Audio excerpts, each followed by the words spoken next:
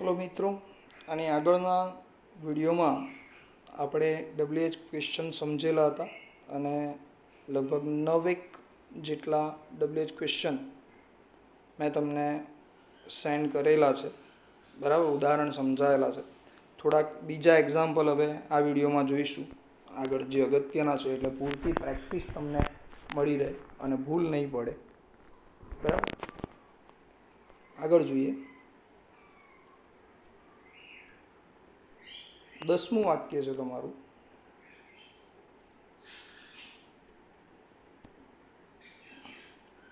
My native is 50 kilometers away from Anand. Anand. આ સેન્ટેન્સમાં 50 kilometres અવેના નીચે underline છે. હવે 50 કિલોમીટર્સ અવે એટલે એ શું બતાવ્યું? માય નેટિવ એટલે મારું ગામ, મારું જન્મસ્થળ એમ. એ આણંદથી 50 કિલોમીટર દૂર છે. તો એક સ્થળથી બીજા સ્થળ વચ્ચેનું અંતર આપેલું છે. તો જ્યારે બે સ્થળ વચ્ચેનું કે બે વ્યક્તિ વચ્ચેનું અંતર જાણવું હોય ત્યારે પ્રશ્ન પૂછાય તમને હાઉ ફાર વડે. હાઉ ફાર વડે.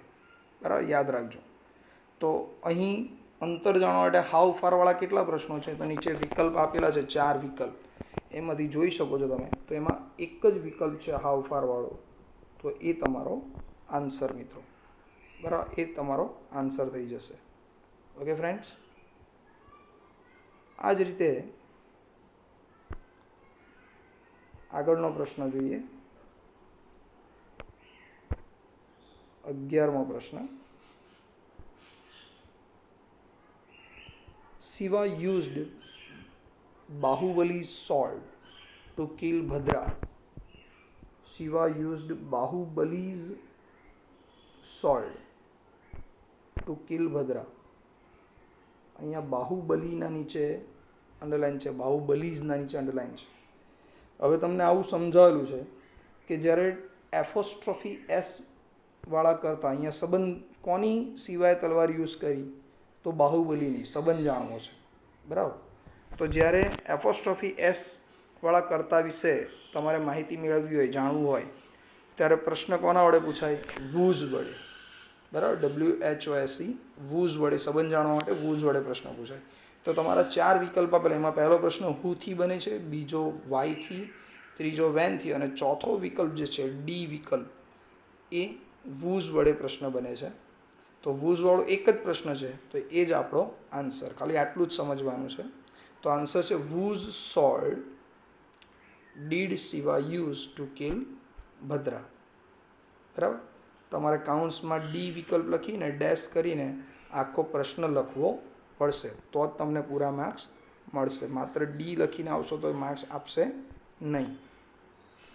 આગળ 12મો પ્રશ્ન જોઈએ. બરાબર, Modi comes from a small village of Gujarat.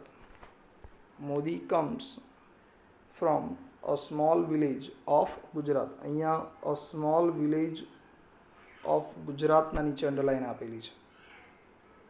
તો મોદી ક્યાંથી આવે છે એનું સ્થળ જાણવું છે. તો સ્થળ જાણવા માટે પ્રશ્ન કોનાથી પૂછાય? કોઈ પણ વ્યક્તિના સ્થળ, વસ્તુ કે વ્યક્તિના સ્થળ વિશે જાણવું હોય તો વેર વડે પ્રશ્ન પૂછાય. બરાબર, વેર વડે પ્રશ્ન પૂછાય. પણ તમે જુઓ કે અંડરલાઇન કરેલા શબ્દની આગળ એક પ્રેપોઝિશનનું રૂપ પણ આપેલું છે, ફ્રોમ. તો તમે વેર વડે જ્યારે પ્રશ્ન બનાવો ત્યારે આગળ શું આવવું જોઈએ?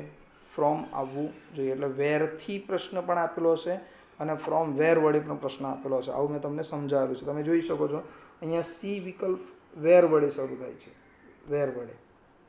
બરાબર, જ્યારે બી વિકલ્પ જુઓ તમે ફ્રોમ વેર વડે.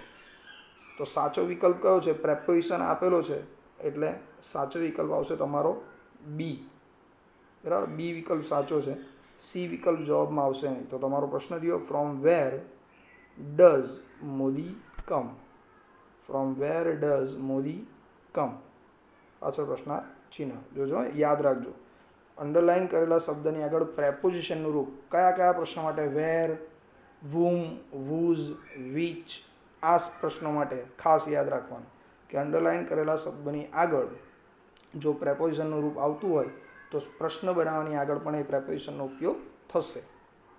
ઓકે મિત્રો, નેક્સ્ટ 13મો પ્રશ્ન આપેલો છે. as soon as the actor entered as soon as the actor entered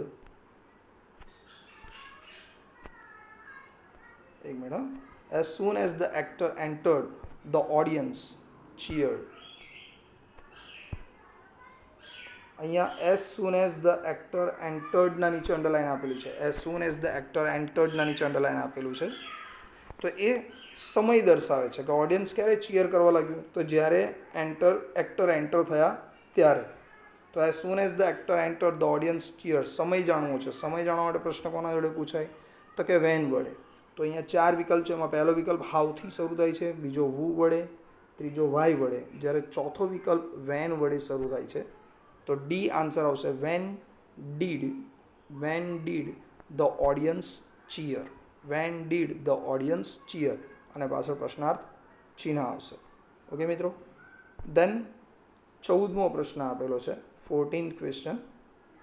પ્રશ્ન છે તમારો, if you copy answers you will never be able to understand anything. you will never be able to understand anything. એટલે પ્રશ્ન એવો છે કે જ્યારે જો તમે ચોરી કરશો ને તો તમે કોઈ વસ્તુ સમજી શકશો નહીં. તો હવે જો તમે ચોરી કરશો તો તમે યોગ્ય વસ્તુ સમજી શકશો નહીં. તો તમે કોપી કરશો તો શું થશે, શું બનશે, આવું જાણવું છે. શું બનશે એવું જાણવું છે. તો પ્રશ્ન બને વોટ હેપન્સથી.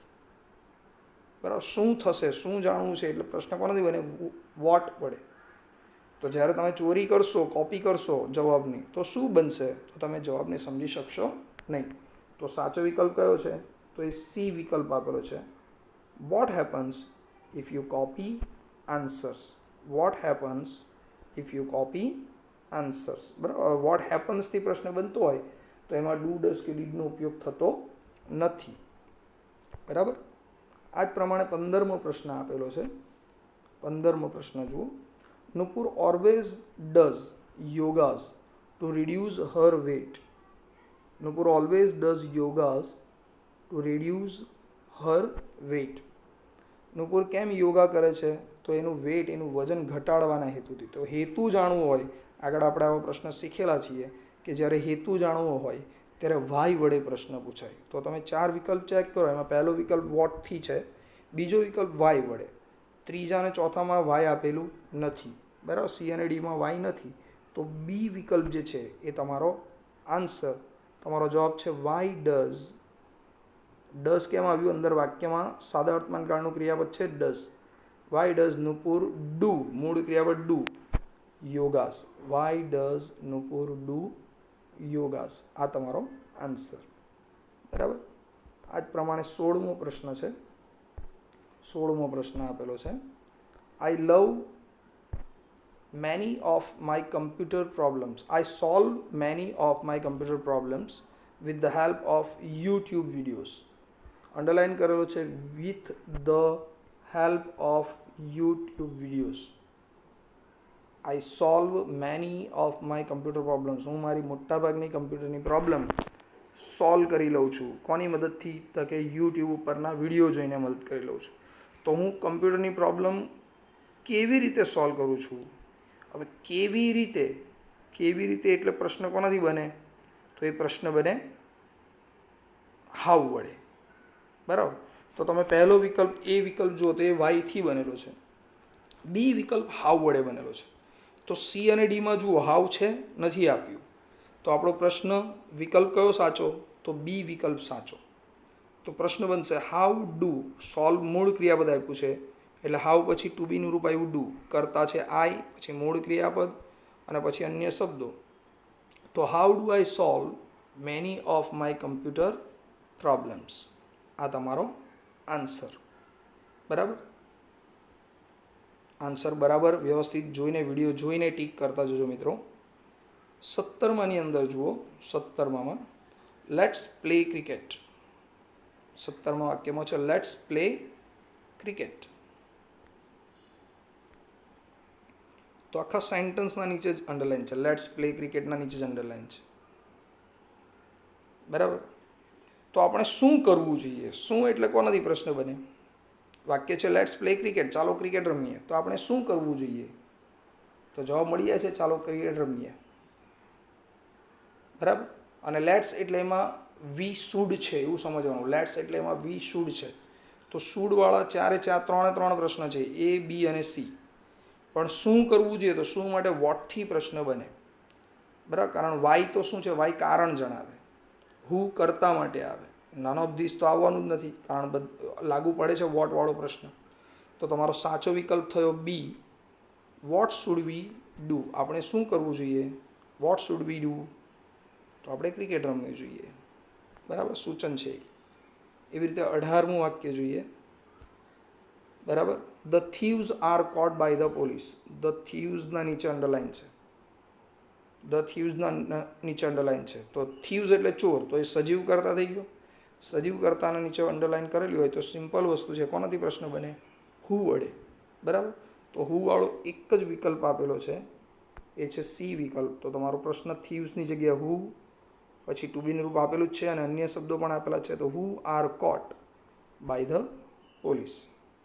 ઓકે મિત્રો, બાકીનું નેક્સ્ટ વિડીયોમાં મોકલાવું છું તમને.